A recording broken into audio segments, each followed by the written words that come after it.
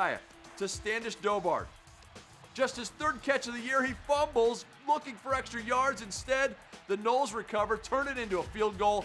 It's a 3-point game. Now 26-23, under 4 minutes to go. It's Cook, an incredible 26-yard run into the end zone. The Noles get their first lead with just 3:05 left. Cook, 92 yards rushing on just 7 carries and 2 scores. Kaya facing a 4th and 9, under a minute to go. Intercepted by Jalen Ramsey. That seals it. Florida State has now won 26 straight, but it could not have been any more difficult to win. 30-26, the final. Lately, we've been talking a lot about crooked politicians and those who job the system every way possible to take your cash and slam it into their pockets, whether it's real cash or just waggling their way into your electoral hearts by promising everything short of a cure for what ails you after too much broccoli.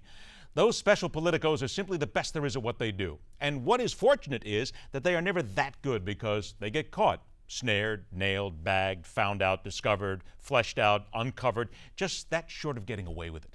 My advice to those politicians and other low-life types who wish to sneak one past the American public, take a lesson from college athletics. After all, when you examine the evidence, no one is better at hoodwinking an unsuspecting and gullible public.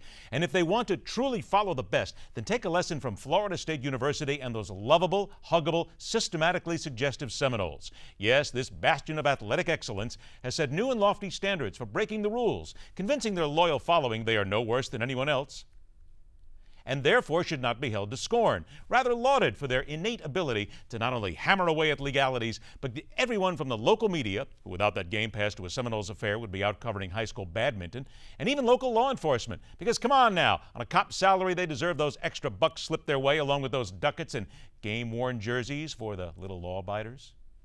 Florida State University administrators and Tallahassee police took steps to both hide and then hinder the criminal investigation of the school's star Heisman Trophy-winning quarterback, Jameis Winston, last fall, a Fox Sports investigation has found. Winston was not charged with a crime in the case, but Fox Sports found that the criminal investigation was hampered in part as a result of the actions of university administrators, along with campus and city police. Sure, we've been here more often than Elizabeth Warren has been to her local voodoo artist crafting that perfect doll that looks a lot like Hillary.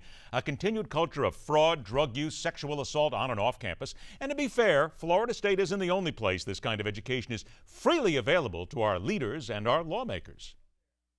4 staffers have already been fired. 5 staffers are being disciplined because of their involvement with the academic fraud.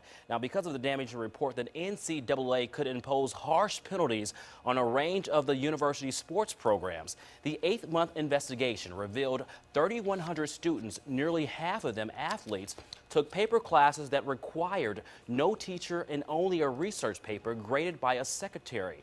The administrative assistant gave high grades, A's and B's, regardless of the quality of their work. According to the report, the African American Studies Department chair and another staffer ran the program. But what sets Florida State apart here is their recent boldness to allegedly interfere with a legal police investigation, doing everything they can to ensure their star player can help win big games despite being the focus of several investigations. And just this week, the New York Times reported how a starting cornerback for FSU, heading home with 2 teammates after a game, drove his car into the path of an oncoming vehicle driven by a teenager returning home from his job at a local restaurant. Both cars were totaled. The players fled the scene in violation of law. And the next day, records of the police investigation were recorded as if the accident never happened. The driver was given only traffic tickets, and the case didn't even show up in the city's public online database of police calls. In other words, according to the New York Times investigation, a cover-up to protect star athletes. Cover-ups in American politics? My God, what an idea, man! Take a lesson, my young and old politician friends. Your cheating education awaits, and it's free. And that's telling it like it is. Next hour here on MidPoint, the one group of people who may be able to turn North Korea into a nation more in line with the world than seeking to rule the world. The Saudi Arabia connection that still festers in American foreign policy. And spanning the globe brings us first-hand words from an ISIS defector and what he really saw while in the belly of the beast. That and more right here on MidPoint.